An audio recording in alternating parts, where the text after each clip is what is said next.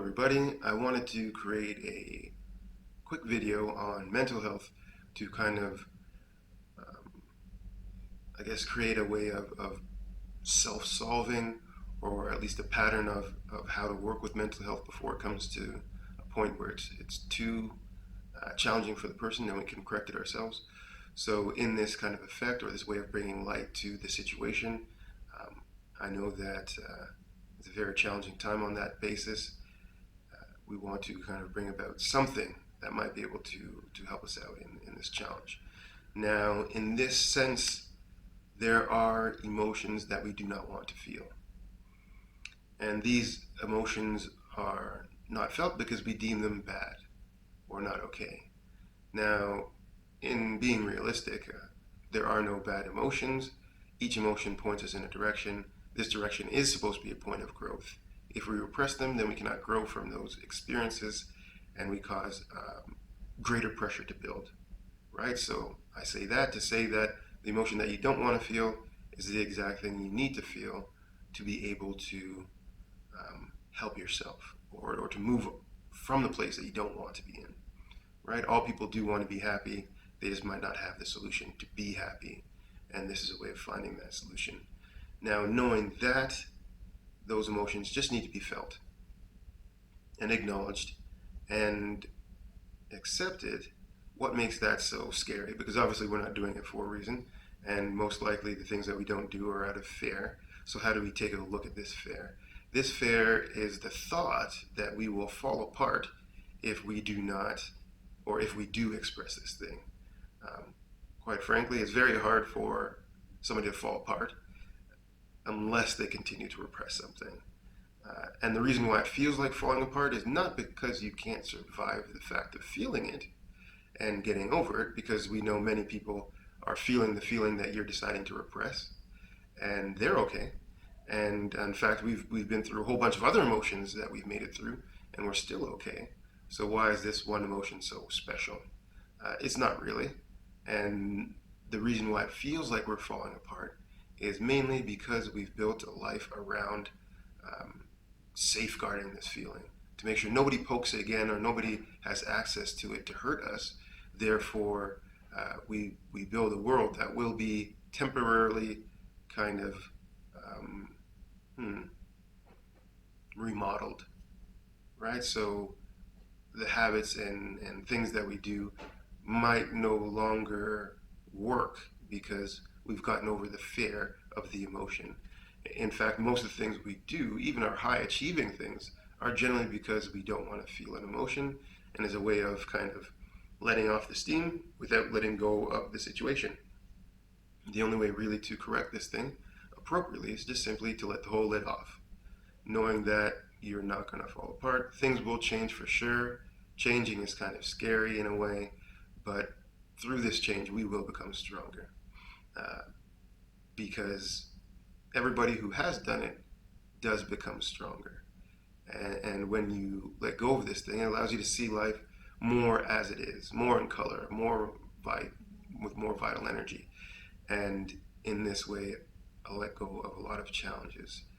And the things that keep pressuring us. Again, we feel stress as a bad thing. Stress is a thing trying to tell us to finally let go of something. If we keep holding on to it, more pressure builds, and then it becomes a feeling of it's you or the emotion, or you or the situation, which is never true, because you exist outside the situation.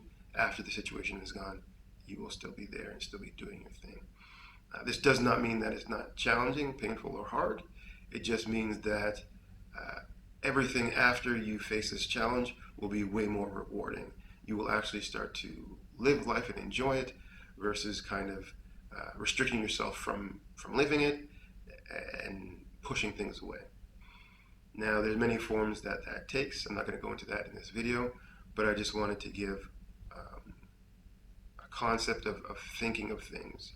So if we slowly and quietly pick 3 or 4 things that kind of bother us, that generally make us feel uncomfortable, and we look into them and we find what emotions behind them, and then we slowly allow ourselves to experience that emotion, talk to somebody that we know we can confide in and listen to, somebody probably a lot more emotionally solid than we are. Generally, I'd assume or I'd make the suggestion that you want to share this emotion with essentially three different types of people. And in interacting with these people, you can kind of build your own mini tests, if you want to call it, but essentially realities where you can put the bigger reality into perspective. So one, you should share your emotion with somebody who is way more emotional or empathetic than you are. That will be able to feel the feelings that you should have in that situation, therefore giving you an idea of what you should be feeling like. So you know what you're feeling like is different, and therefore you must be repressing something. Secondly, you want to share this experience or feeling with somebody who has way more wisdom than you do. Somebody you look up to and is very emotionally and physically strong, if you want to call it something, and therefore when you share the advice again with them, they will show you how you should feel once you've overcome it. Because they have, generally, if they're those kind of people, they've been through a lot of tough things, and they are the way they are because they earned it, essentially, and this will give us a way to be after we let go of these emotions. And then thirdly, when we're strong, we should interact with somebody who generally has it worse than us. Somebody who may be suffering from the same or similar challenges. In this way, if we could draw a parallel, we can see where we are headed if we don't make a change. This generally doesn't mean that the person that we are looking at in this situation can't get themselves out anyway. In fact, after your kind of experiences, you might be able to bring a different kind of empathy and light to their challenges, and they might see your example and decide to change themselves. They know that you're struggling too, but you're able to get out of that challenge. Why not them? Might be a conclusion they come to.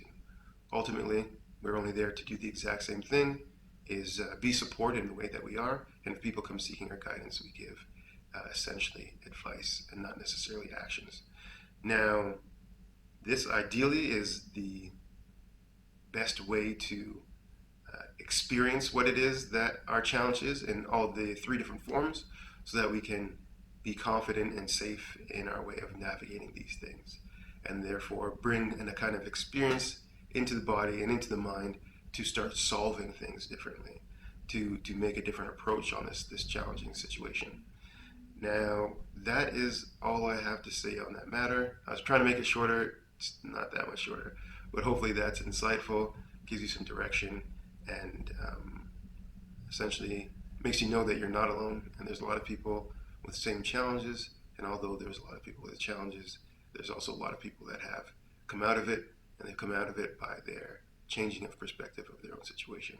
And you too can do the exact same thing. So I hope that this was informative to you.